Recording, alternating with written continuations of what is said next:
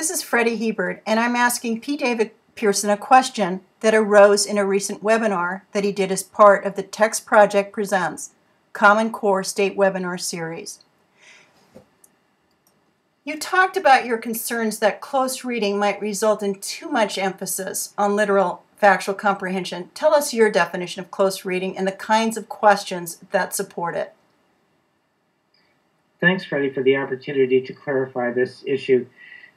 For me, close reading is all about developing habits of mind about how students interrogate the text and what their responsibility is to the text as they engage in discussions and answer questions on assignments and the like.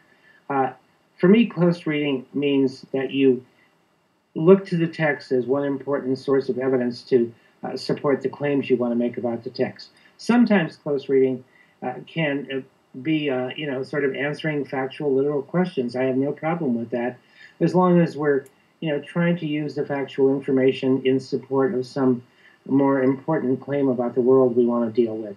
Secondly, I think close reading is entailed when we ask kids to engage in creating summaries for text. Close reading can involve, but notice there that close reading involves reading the text carefully, but then coming up out of the details and coming up with your own paraphrase of, a more general way of saying what those details were in the text.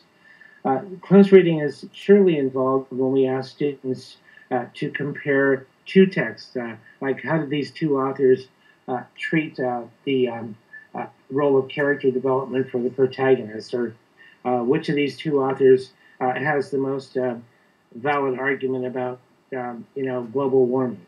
And it's also involved in evaluating, when we're asking students to evaluate whether authors did a good job of developing their characters or a decent job of representing a particular point of view. So close reading is involved in all of those things.